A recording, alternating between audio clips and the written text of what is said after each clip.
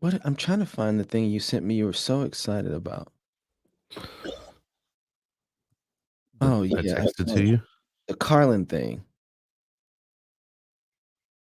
George Carlin thing.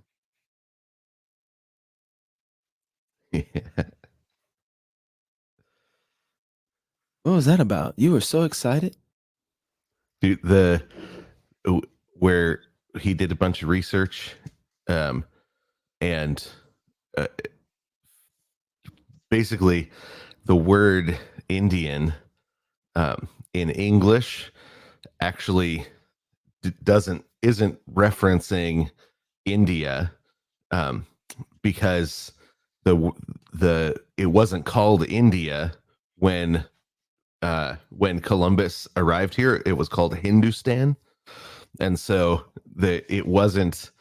There was no reason for him to say, "Oh, we landed in India. We're going to name these people Indians," but that the word India doesn't show up until later, and Indian shows up first. So the a uh, linguist went looking to figure out where does it come from, and it comes from a letter that Columbus wrote to back to the Queen, saying that these people, we found these people, and they are made in God's image, in Dios, and people in God's image deserve our protection, and they're not going to get it. They're not going to be able to withstand the technological difference between Europe, and if bad actors show up with the guns, with what they have. Actually, would it have been guns yet? It would have been cannons, not handguns yet, but with gunpowder. And These were the pistols, wouldn't they? they might have had pistols. Yeah, I'd have to look to see exactly when those sorts of things started to be carried on a ship, that sort of thing. But he says there's such a major difference between the technological state of their society and ours, that if we don't begin protecting them right away, they're going to be taken advantage of by bad actors, by Europeans that don't see them as in Dios, right? That don't see God's image in them, aren't going to treat them well, because they'll be so easy to take advantage of. And so the word Indian actually comes from being made in the image of God. Oh wow.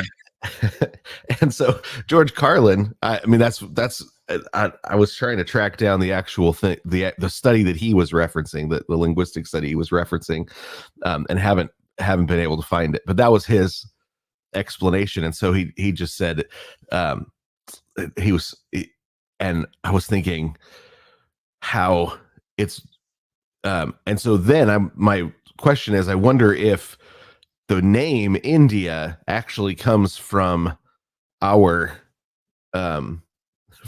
from the people that Columbus ran into in the Caribbean here, being called Indians, and then they ended up calling it India, or I don't know where India comes from, but Columbus called India Hindustan.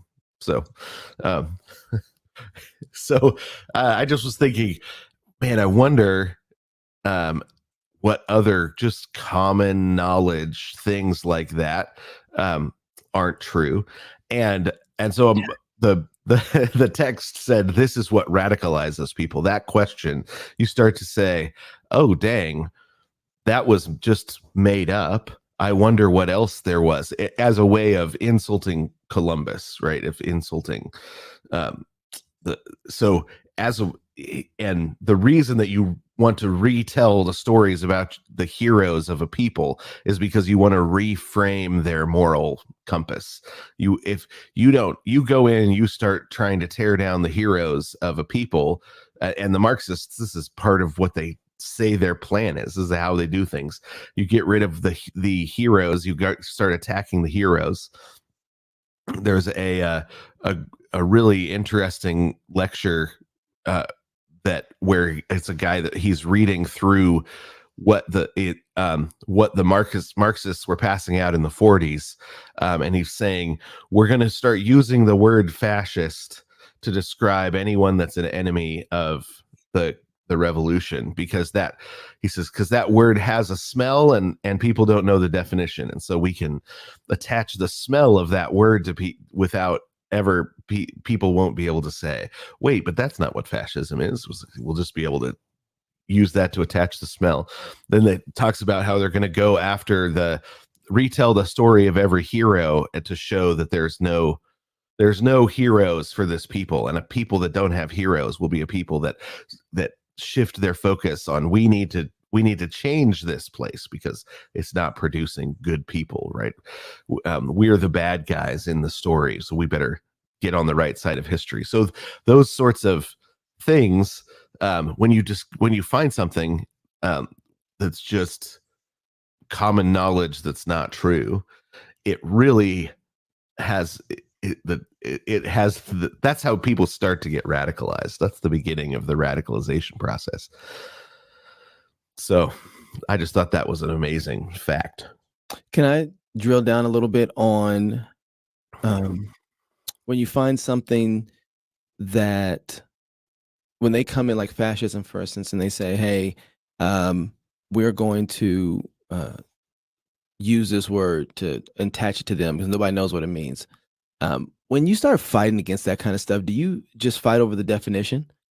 Is that where you spend your time fighting, or do you fight over the movement of the overtone? I mean, I guess you can do that by fighting the definition too, but that's a tactic that they're using. And either way, it seems like you're kind of stuck in the mud if you're just fighting over the definition. Yeah, I mean, if you stop and say, hey, this is a simple definition issue, I think you've got the definition wrong, you're going to lose. But I do think you need to fight, because really what you need to fight for is the objectivity of language, like that language can really communicate. That's a big part of the modernist and the postmodernist push, is that language doesn't work as communication.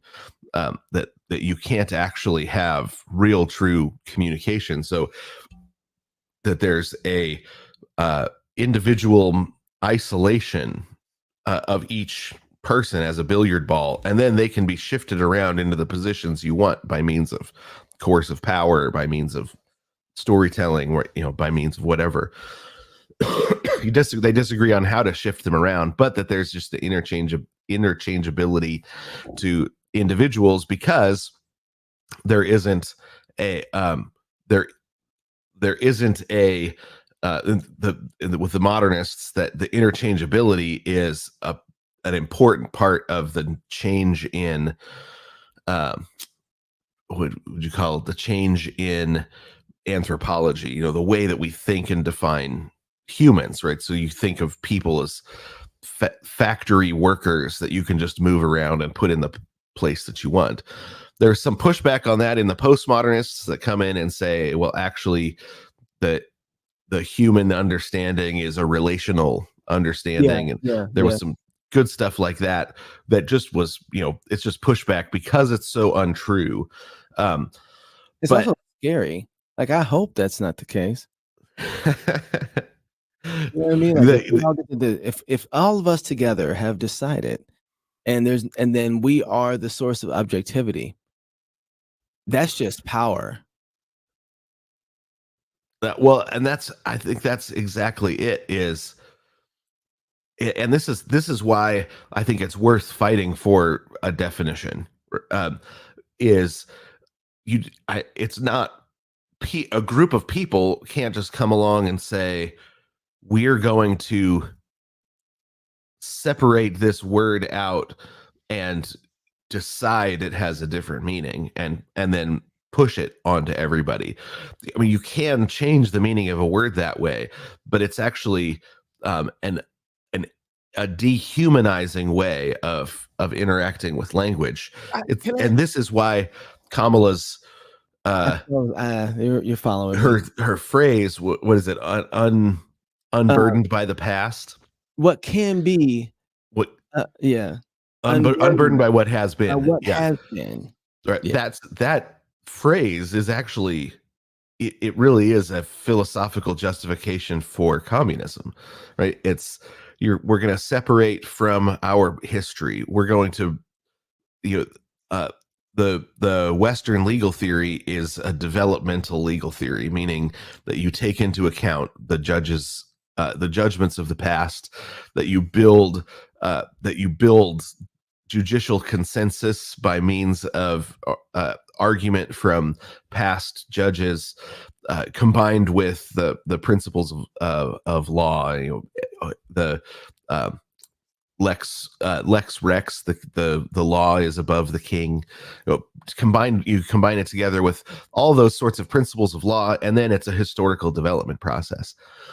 Communism says burn it all down and we will build something new. And whether it's by scientific consensus, whether it's by the genius of one particular ruler, you've got all different versions of that socialist utopian mindset.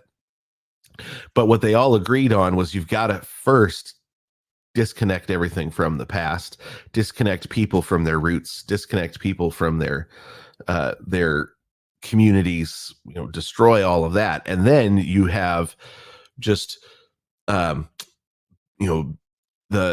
ingredients that you get to move around and put into the order that you want, and then restart everything. Right? That's a socialist utopian way of thinking. And it's anti-human, it's anti-civilization, it's anti-reality. Yeah, yeah, and another way to say it is anti-covenant, because you're the first part of the statement is to think about, or to dream about the future. Imagine there's no heaven. Yeah. Right. That's what it is. So the first part of that is to get you to dream about the future with being unhitched, as Andy Stanley would say, from the reality of God's world, right? What can be unburdened, right? That's the unhitching part, unburdened by what has been, as if you can exist some kind of way without the historical context, right? Like, that's what's so amazing about this. And it's such a great, I remember when I first heard that line, everybody's kind of played it out now. It's like, oh, what can be unburdened? And so everybody's making fun of the fact that she said it a lot. There's a reason she's saying it a lot. And it really does resonate with a world that has no covenant reality in biblical cosmology. All you're Right. thinking about is being unburdened by the past, right? Like that's all. You're trying to be unhitched in some way. Well, and if you remember our definition of Gnosticism, of what we're saved from our flesh, but we're also saved from history, right? So it's a political Gnosticism that says we've got the ideas that are going to rescue us from this historical grind that we've been in and reestablish us on a proper ahistorical, rational foundation or emotional foundation or whatever the new foundation is going to be. They're going to give it to us because they have seen what it is to be unhitched from the past, or unhindered by what's come before, and that's all just Gnostic promises. But people fall for it because of the Gnostic assumptions that are embedded in the way we do everything. We have separated, by separating from the historic church, the historic gospel, the historic acts of God. We have gone into exile, into Gnosticville, right? And that's where we are. And so we're easily manipulated and moved around by Gnostic promises because we already don't believe that the world is a unified whole, that history is moving from something to something, that we're going from a garden to a garden city. All of the eschatological promises of the Bible have been unhitched from history already. So when somebody comes along with more Gnostic promises, we can't identify them as anti-Christian. So then what would you say? Oh, so there's two questions that pop into my head. One of them is, what is the Gnostic promise? And the other one is, what was it? History. Like when you say, like, I think a lot of people talk about historical church or the historical Christian narrative, but that's not always defined about what they meant. And so you have a different reality about what you mean by the historical church, right? I want to Yeah. do two things, like the historical church, why that's important, and how does it deal with the Gnostic promise, and what are the Gnostic promises? So I think the God established an institution with real jurisdiction when he established the church. And I think what we want to do is we want to, I don't know, spiritualize the church, or I mean, you see it in all sorts of ways. So it's hard. It's so common that we think it's actually a normal Christian thing to do. So uh, because there was a false, or I guess a bent or a crooked way of trying to establish the connection to the historic past, uh, and and the Protestants said, well, no, that's not actually how the connection works, right? So when the institutional church starts attacking people in the institutional church who are trying to teach the Bible, which is the institutional law book, the establishing book of the church, the people try to teach it, and the institutional church attacks it. There was a real sundering, a real rending, a tearing of the institutional church during the Reformation, which there were a lot of heroic, wonderful things about the reformers, but none of them wanted to tear the church up. That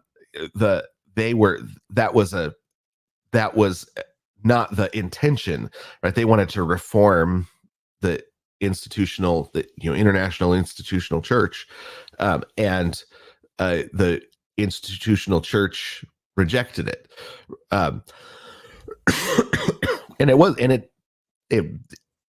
you ended up with national churches,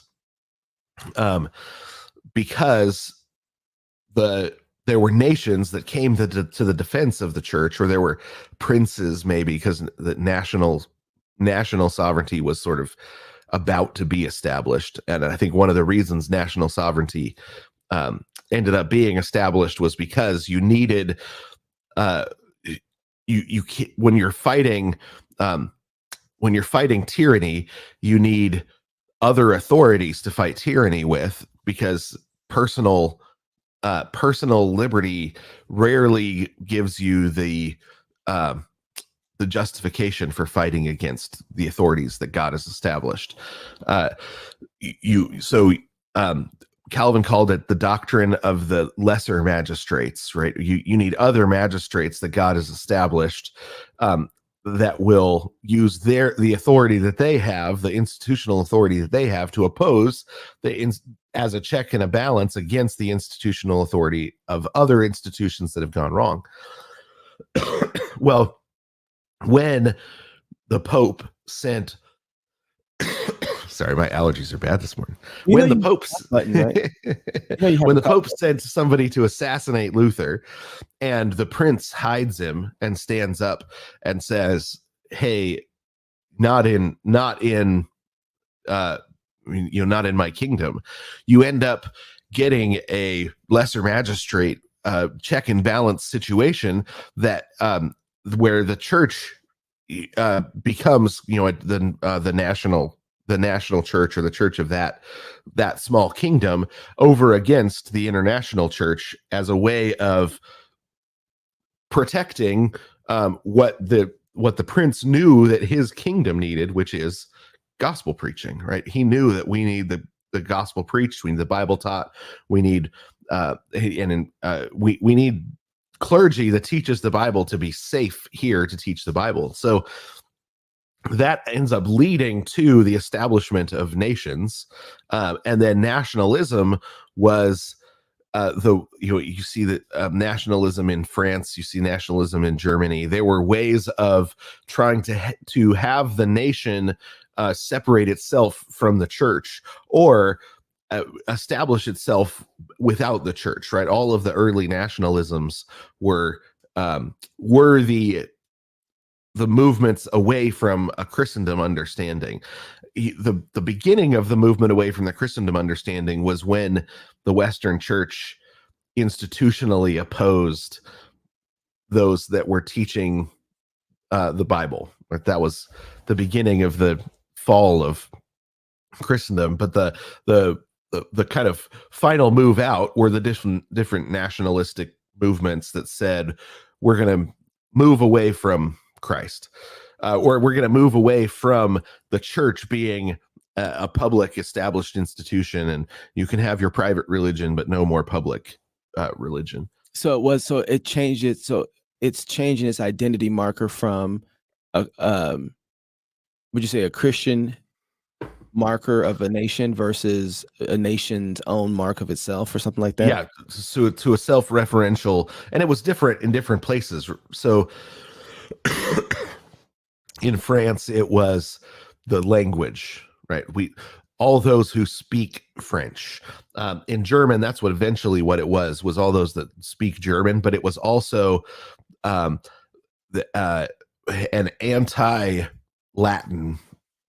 You had the Latinate culture because it was like an anti-Roman Empire type of movement, where so it's the German Romantics talking about how much better the German religion was before the Roman Empire came in and ruined it. How much better but this was happening everywhere. So you had German Romanticism. You had the French linguistic movements. You had so that's why you can have Napoleon feel justified of going out and conquering every place that speaks French. You had a similar sort of thing with the Russians. Well, they speak Russian. They're Slavs. They should be a part of our empire, right? That kind of mentality that said because we are a linguistic group, we should also be a nation. And so the nation was being refounded on all sorts of different things, rather than we were established, God established us, Christ established us. We are a Christian group that serves the Lord together, and here's our history, and here's when Jesus showed up, and here's how he's transformed us. They began refounding themselves on secular principles, on what we would think of, what you could think of as scientific principles, things that could be scientifically verified. And eventually, it comes down to, DNA, that's what tells me who I really am. But that's just the scientific advancements to get there, took a while to be able to identify all the way down to the DNA, even though, it's, if a human is a human, and 99% of all DNA is in common, you've got just these little portions that are different. But that's I think of it as the end of the road of this change to what makes us, being, instead of a covenantal reality, an institutional reality, a historic reality, what makes us is now something that you verify scientifically, rather than something that you verify legally or covenantally or historically. And so when you say Christian history, those are the things that you want people to go back to. Like you're tying it back to the covenant promise, or what do you I think, well, so the covenant realities of being baptized into the international institution of the church, the unified international institution of the church. And it wasn't always, and the church hasn't always been a single a single organization, but it was always internationally unified in a way that it's not right at the moment. So, I read Psalm 137 this week. It was, and I was part of just my Bible reading. It came across Psalm 130 or hit Psalm 137, and they talk about, sing us one of the songs of Zion. Right? They're in exile. Sing us one of the songs of Zion, and he talks about how much he misses when God's people could gather the way they were supposed to. And he's an and it and I thought of, man, you remember back when the church was a public institution and you could say, well, this is what the church says on these things. Here's what the church says about this sort of thing. We couldn't do that now, right? Because every Christian, I just went and watched The Forge, the new Christian movie that came out with a group of guys, and the as Christian movies go, the cinematography was good, the acting was good, the music was good. All those things worked really well. But it's the story of this 19-year-old kid who becomes a Christian. You never see him step foot in church. He becomes a Christian in his room. All of his interactions with Jesus are with him and his Bible in his bedroom. He never goes to church. So you get one shot of him coming out of the water in a baptism, but you never see the sanctuary. You never see what's going on. You don't ever see the inside of the church.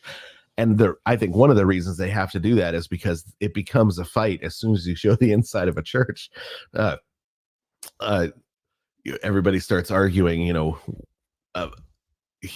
but also I think most people think that Christianity is this individual religion. I mean, I think that's far the more. Most, yeah, and it's not. It's an institutional religion, and that I think, and so when I read Psalm 137, the longing for the Zion that I thought of and felt was that back when the church was a public institution, right? It was something to be a part of.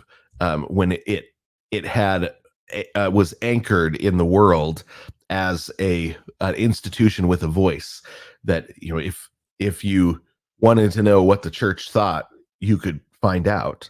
And the institution has been melted down by the Gnosticism of modernism. So then that's where I want to get to. So then when you talk about the promise of Gnosticism, what is that thing that's melted it down? What is that promise that people are believing, or the promise that's being told to them? Well, because Jason, what I want to come back to then, like that institution of the church.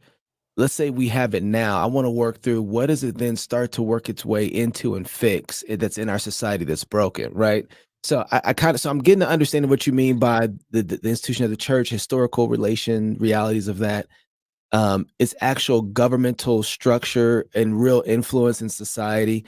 I want to get to even like its interaction with civil, if it has any, because what's really interesting is we got here because of the fact that you were talking about Kamala Harris as what can be unburdened by what has been. So we were talking about a political reality that somehow the church influences, and she's obviously trying to disconnect you from that influence to be more Gnostic with the promise. So let's work through first the promise, and let's go back to the church, what it fixes and how it relates to the civil. Yeah. So the Gnostic promise always is a promise that you'll be freed from history, from bodily problems, and from institutional distance from the divine. I mean, or from the perfect. So no But limitations. You're not limited by your past, yeah, right? you're You're not not limited by your present, how your body currently is. Like there's no limitations there. And right. then And then, but then there's no that you individually become directly connected to the divine and become, individually authoritative in your relationship with the divine, right? So there is no authority over you there's no expectation of authority. You don't need it because you've got this direct connection to the divine, and the divine is the all powerful, and you've got a direct connection to it. So you become an instance of that authority, an instance of the active authority of the divine, or something like that, right? You don't. There's not any sort of institutional mediation, and we and Protestants hear words like mediation and think, well, we don't. There shouldn't be any mediation, right? We should have direct access to the divine, but that's because of how much Gnosticism has infected American evangelicalism. Of course, there is mediation, right? There's an entire book where 2/3 of it is about the establishment of proper mediation, and the whole point of the Old Testament was how much we need mediation between us and the divine because of our sin, and that God provides that mediation, and He provides that mediation by means of the man Jesus Christ, who is also God, right? We need mediation, and then it says, what is Jesus's direct mediation in the world look like? Well, he ascends into heaven and gives gifts to men, and it's church government, right? So his rule over the earth is a reestablishment of Adam's authority in the world. Uh, it's a reestablishment of an ordered society, of an institutional reality of the church existing in the world. And his rule is by means of church government. His rule is by means of the sacraments, and his rule is by means of the word. And so none of this was a revolutionary idea or an understanding, but what came in was a Gnostic understanding of Christianity that I could have, that my direct experience with Jesus was going to be the authoritative, the establishment of an authority in my life. So all of the passages about submission suddenly become meaningless. All the talk about the church and all the talk about pastors. I mean, you see people all the time say, well, what makes you a pastor and not me a pastor, right? Online, it is it's ecclesiastical anarchy out there, and the online just reveals it. But the ecclesiastical anarchy is every direction that you look, and it doesn't help that if somebody gets kicked out of their church, they can walk down the street and start their own church. That's the reality that we live in, and it's a hard. I mean, the way out is spirit inspired mutual submission, but submission is a bad word now, even amongst Bible believing Protestants and Christians, but that's because of Gnosticism. So did I answer your question? you did, but now connect how the reestablishment of the church through Christ has any civil authority in that realm. Like where does that, because now I'm getting back to Kamala, where does that now have its inroads into civil? issues? Well, it's so I think what happens when people talk about spheres of authority, in their imagination, they have like 3 different circles that don't touch or maybe only overlap a little bit. Um, and but the reality is it's circles stacked on top of one another. So when you say spheres of authority, it's aspects of a person's life. It's not different things. I mean, um, it's like, you've got the sphere of the family. What's the family authoritative over? The producing of children, the raising of children, the economics of a society, or the the um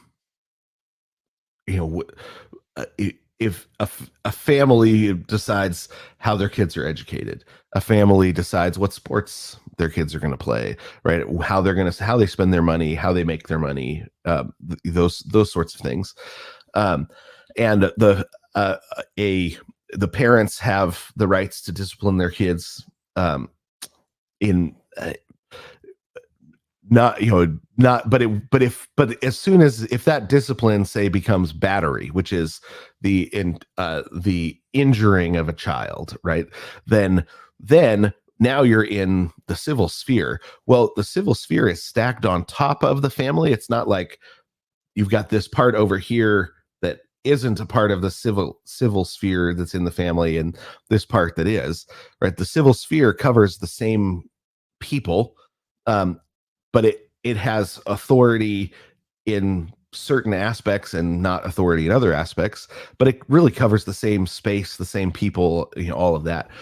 But then it hits its limits at the edge of whatever civic covenant it's covering, right? So if you've got a city, the city council doesn't get to tell, the city council of Yakima or of Spokane, doesn't get to tell Minnesota or Canada or Iran what they can and can't do. They've got a limited civic sphere, and then there's other civic spheres layered on top of those civic spheres, but it's over the same space, the same people, and then the church is the international and intercosmic institution. It's the only one that crosses over all the other governments. It covers all the other governments Internationally, that's what I mean. Internationally, yeah. I say intercosmically because it's also all those saints that have gone before. The communion of the saints includes people that are in heaven, right? That are before the throne of God. And the authority structure of the church actually extends into the heavenly sphere, right? So, and then it extends over the sun, the moon, and the stars, right? Every time you sing the doxology, the church is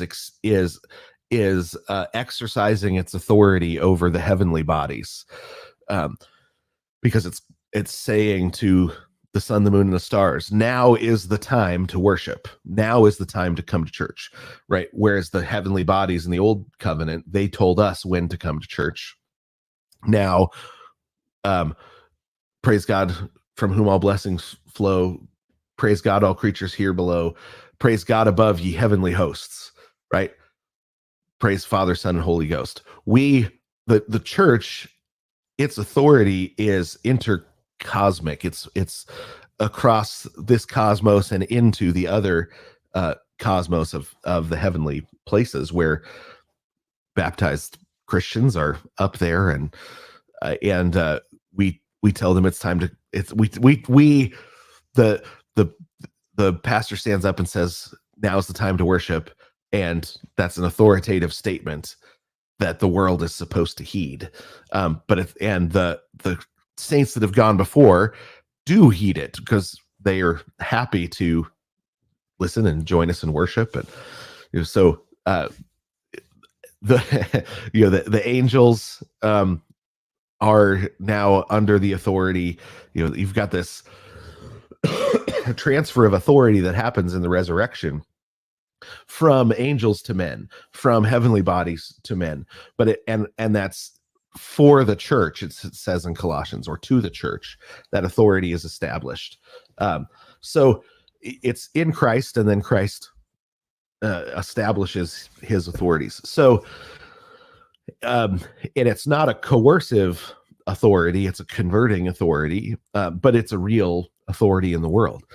Well, those established authorities, as they're layered on top of one another, the points that they interact are in the or at the people, right? Because the church doesn't have authority. It has authority over all space, but it doesn't have authority over the particular space that a family has authority over, right? Their private property, or the national boundaries or the state boundaries. It doesn't establish and set those things. It doesn't have that authority. It has authority over all of the space, but the shared authority is over the people. So the church, as it transforms people, it ends up affecting everything in every other sphere. I was talking to a missionary to Muslims in the Middle East, and was saying, well, what are the sorts of things that you go through in your baptism class? And he's like, oh, a lot of the normal stuff. He says, one of the things we have to talk about is that you can't beat your wife anymore, because in Islam that's expected. Like, you're a bad Muslim if you're not disciplining your wife by beating her around, whacking her around and stuff. And we have to explain to them that actually you don't do that anymore. You're a Christian. Christians love their wives. And so so that has an incredible transformative effect on the sphere of the family. It doesn't take over the sphere of the family, but it transforms it by transforming the thing that it has shared authority over, which is the person, the people. So and so institutionally, the church has had a transformative voice in society, because it actually has authority over the people. Because it has authority over the people. So it can excommunicate the governor. It can't remove the governor, but it can excommunicate the governor. And now all of a sudden, all of the people look at the governor and say, oh, I'm being ruled by an excommunicated man. I'm right. It has a way of diluting his moral authority. And it really did this throughout history. And sometimes it did it in ways that were wrong, right? But the fact that authority was misused sometimes doesn't mean that it didn't use that authority right in a lot of instances. We would think automatically, I mean, in the modern world, we automatically side with the excommunicated before we hear the story. But that's a Gnostic assumption that if somebody was excommunicated, the church was probably wrong. Right? That's just now. It's so funny is that because the church is so messed up, I don't trust anybody's excommunication anymore, though, Jason. I don't trust them. I mean, they have real authority. I know it, I get it, but man, they don't know how to judge anything anymore. They don't know how to, I agree, but the principle of justice is hear both sides of the story before you make a judgment. I agree, and by the time you do, and we have a Gnostic leaning, and so we need to be aware of it even when we're hearing both sides of the story. Yeah, I agree. And I find more times than not that it's been in so many situations where it's like, it's kind of 50-50. Sometimes they're right, sometimes, but I think you're right though. That doesn't remove the real authority that they have. I think that puts them even more at fault because they really do have a real authority and they're handling it lightly. That's my point that I'm trying to make. And so I think there is a judgment for that. What were you going to say? And then I want to ask another question. Well, I was going to say there ought to be um, classes in seminaries on justice and excommunication, but you're not. I mean, you don't find it. Well, I would just like a presbytery. I mean, honestly, there is no one. I don't think that in the SBC you can take your case before the Southern Baptist. There's no courts. Like if you really do have a grievance and you have been able to, we don't have any courts in the church anymore. Like, Yeah, I mean, I'll go somewhere else. Some of the smaller denominations you do, but yeah, in the big majors, I don't think you do. So there's no appeals process. There's no working through the system. It's like you got that one group of people and you got to figure out how to get them to be on your side. And there's all sorts of manipulation because there's no real courts, right? Yeah, and I think that's the danger of an independent understanding, right? In an independent church government is that all I've got is this congregation, and so especially in a congregationalist setting where you're dealing more with a democracy, and you have to basically politic to keep your position in those settings. And so yeah, I mean, I like Presbyterianism for that reason. I mean, I would say there's a number of biblical options. God organized the church in different times throughout the Old Testament in a couple of different ways. So I think there's options on how the church self-organizes. But I actually don't think independency is one of those options that's biblically justified, but that's for a completely different time. But the church isn't just my congregation, right? You've got so all the Christians in a city are the church. So any church organization that, any kind of ideal church organization should be minimally, I think all the churches in the city are somehow figuring out how to connect. I mean, that's how we should be thinking. We've retreated into smaller and smaller subgroups so much that a lot of the public expressions of the church, the public facing aspects of the organizational church, we've left to to unbelievers. So now you've got people that don't believe the Bible running the public facing aspects of the church. And I think we think, yeah, but we're the ones that have the true real connection over here. And so all that institutional church nonsense that's out there public facing, that's not the real church. We're the real church. The problem is they're if a Muslim's writing your church newsletter, it doesn't make it not your church newsletter, right? It's still your church's newsletter. You just have somebody writing it with that doesn't understand. And I think right now the public facing aspects of the church, we've left in the hands of unbelievers. So that's a really good point, because this goes back to the independent thing, and maybe you've already made this connection, but I'm slow, so forgive me.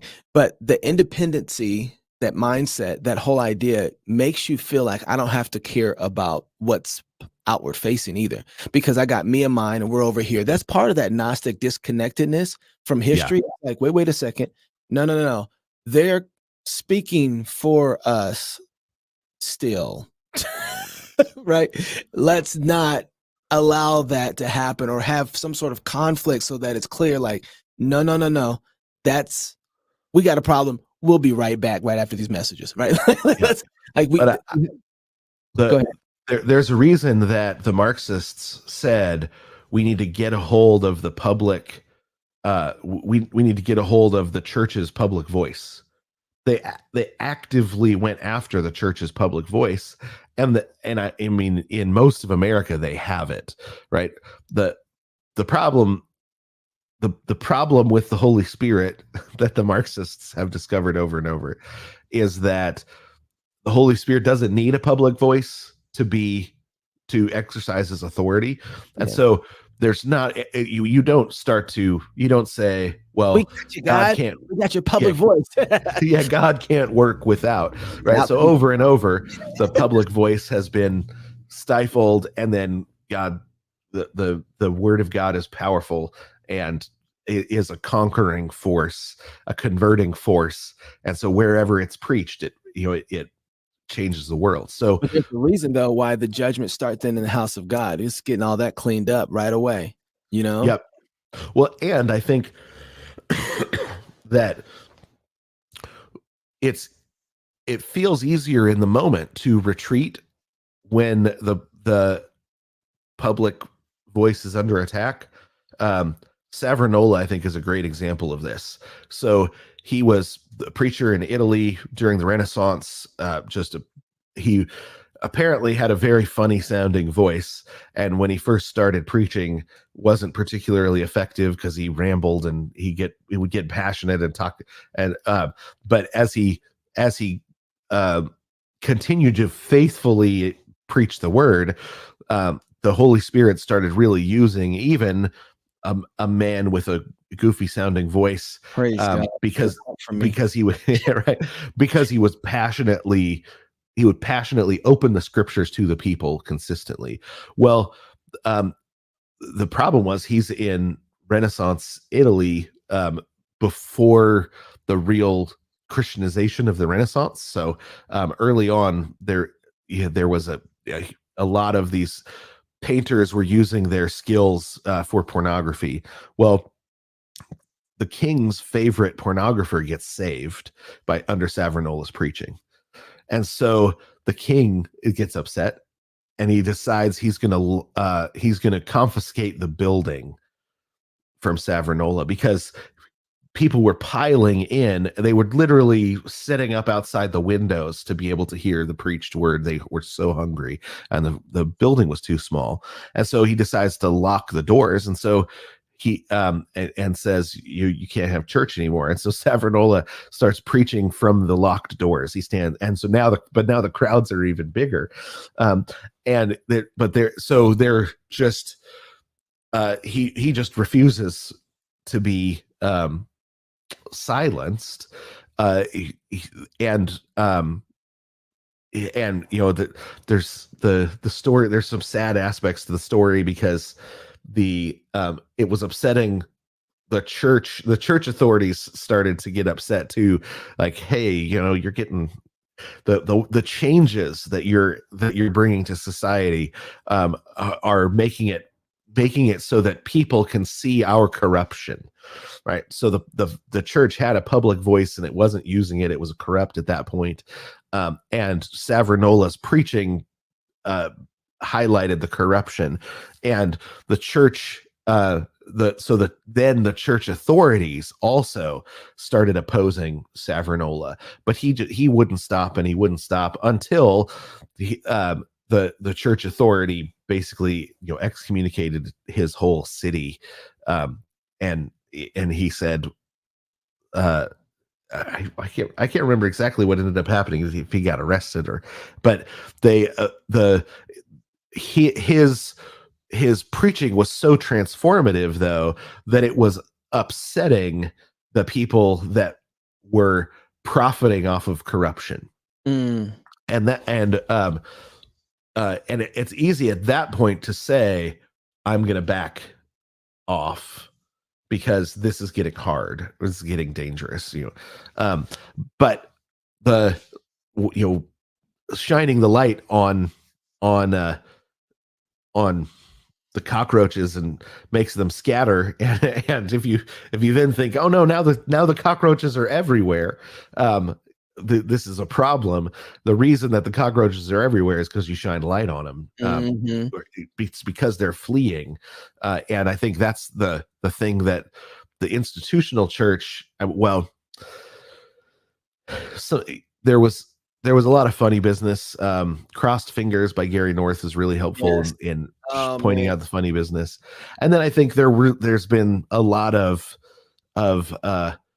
Marxist bad actors, intentional donations with strings attached and all sorts of things as well, that I think we've just got to become much more aware of and careful about. And the closest one to us that kind of the would you say J. Gresham Machen was probably within the closest? Yeah, on the Presbyterian, in the Presbyterian stream and kind of the Scottish stream. Yeah, so Machen, his book Christianity and Liberalism could be called Christianity and Gnosticism, but the word that he used to describe the Gnostic version of religion was liberalism, but he's describing a Gnostic religion, right? And he says this is what's taking over the Presbyterian Church, and they use like mission board funny business to get rid of him, and it worked, but it didn't stop him, right? He just continued on in his labors, but continued on fighting for an institutional version of the church. Why is it when those stories happen, one of the weirdest things to me, reading those histories, watching them, why was there nobody else? Like, there should have been a huge, like, the story should have ran, and Machen went out, and they said, off with Machen, and then tons of churches rose up and took over. Or there was a great going with Machen, and it was amazing, revolutionized everything. Like, that's never how the story reads.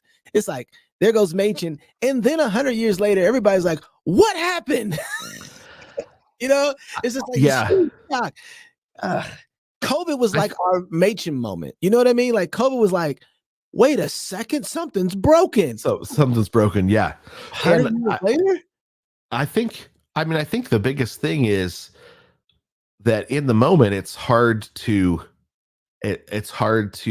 understand exactly what's going on often if you don't have. I mean, the best thing that you can have is a real clear understanding of history. If you're filled with the stories of history, then you can identify the characters in the moment. I think that's a big, important thing. But then I think Machen was on the tail end of a generation of, I don't know, it's not exactly prosperity, but it was numbness almost. And a big part of it was the respectability of having, the training of ministers had been handed off to the university system, and the respectability of a European degree outweighed the faithfulness to the gospel. And so they were continuing to send ministers, their best ministers, over to be educated by the Europeans, and the Europeans had already fallen off the cliff of faithlessness. So we had all these ministers imbibing the Gnostic modernism and then bringing it back to America, and injecting it into America by means of the pulpits. So that power of the pulpit is powerful, no matter who is the one using it. Can I ask you a question? Do you think something's going on in America right now? It's really interesting. It's a groundswell level, but it's still powerful. It's amazing because of the internet how small things can become impactful things inside of our political campaigns, inside of our society. You know, it's amazing. It really is amazing to watch. Those small movements have massive impact in 20 years. But do you think I don't like that either this or that, but I'm going to ask the question anyway. You can correct it. Do you think that we're going long after the wrong direction and trying to save America? In that if we were just to spend the next 20 years, I guess maybe the question is, how would you look at with this current state of America and the unhitched by what has been, right? What can be, and yeah, um, what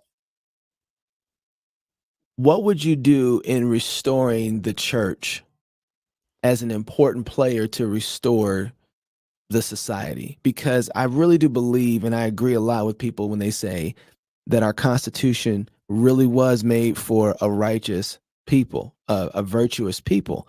And if you don't have those virtuous people, you're going to have a hard time. Now, their end to that is like, well, we have to write something else or put these people under some sort of master. So that's what they want to be ruled by. Let's give it to them until we can get them to be formed again into these righteous people. I'm not going that direction yet.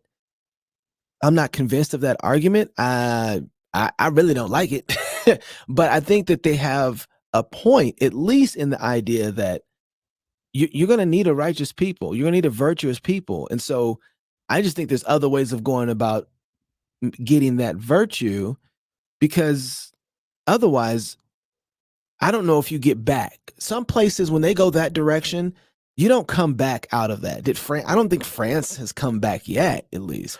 No, I mean, you look at the Paris Olympics. Yeah, I mean, I don't think you come. So when you start that trajectory, I'm like, you guys seem to think that then now all you really are doing is fighting for power. If we can just get our guy in there and our power, then we can keep our type of rule over those type of people until we cycle back around and we have virtue out of him. I don't think you beat virtue into people. I don't think you do it. I think you have to have transformed hearts, right? Now, I think you have to restrain evil. There's no doubt about that. But that's one thing that the law can't do is transform a person's heart. Well, I thought we knew that. So then we need something else, right? In order to be able to. Why are you laughing at me? I love that. I thought we knew that. I wish we knew that. But yeah, I mean, that's what I'm hearing. I'm hearing people say, and this is where it's really weird for me, because as a theonomist, that's what people are usually hitting me with is you're trying to take people and make them righteous with the law. And I'm like, I'm just trying to make sure we have a judicious standard by which to judge things. How do we know we've reached justice? What even is justice? How do we exercise it and execute it, right? What does that look like? And I think God's word is the best standard for us to understand and to operate within a judicious way that honors God, that doesn't bring the judgment of God on us, right? So then where do you start? Because it seems like to me it's more strategically and feasible to go after the church, but I don't want the society to collapse in the process. I mean, the argument has to be over what is the source of a virtuous people, right? How do you get a virtuous people? So the left has been, because of the Gnosticism, the left has been arguing that it's by means of government education. Now, if we aren't at the point, if you're not at the point where you can see that's not true, then I don't know what to tell you. I mean, if you don't see the outcome of going all in on government education, then we're all in big trouble. This is not the first time that anybody's argued that, right? Plato argues for this, and I believe in Aristotle's political ethics, they both argue for the purpose of the state is to form noble or virtuous citizens, right? That's what the purpose of the state is. But I just don't believe the state has the power to do that. I don't think it actually can do that. And so now that if that's the case, then what is the source of virtue? And this is why you are starting to see people flail back and forth, because you have you have the obvious failing of the civic jurisdiction to produce. When we gave them all the power, it didn't produce virtue in the people, right? And so you have some people that are saying, well, that's just because we weren't in charge. If you put us in charge, then we will produce virtuous citizens by means of civic power, which is coercive, right? Coercive authority. But as someone who says, well, actually, I don't believe the problem is who's in power, and if you give the right people the power, then we will get the civic virtue by means of coercive authority. It just doesn't work that way. If God's law doesn't transform hearts, how much less are man's laws going to transform hearts? It's just, if God's law doesn't produce the that kind of virtuous citizenry, I just have no confidence at all that man's law is going to. But now you have the argument going, well, is it produced by culture? Is it produced by DNA? Is it what is it? What ends up producing virtuous individuals? I think this is why you have this is why you have people being convinced that white nationalism is a sensible argument, is because they say, well, just look at the stats. We're going to look at statistics and which group of people is the one that commits the least crime, something like that. And they say, well, if you divide it up purely based on skin color, here's what you get. Skin color must be the source of virtue, or something like that. That kind of argument that's being put together. It's getting there. It is. You see that argument being made. That's because they were taught to trust in something that failed them, right? One idol failed them, the idol of a statist, trusting in the state failed them, and so now they're flailing around. What do you mean by that? How did it fail them? It has produced it produced the most maybe the most divided moment in American history. There were a handful of places that were divided like this, like the Civil War, but we're divided in a very similar way to just before the Civil War, right? It's the same kind of divided population. So, and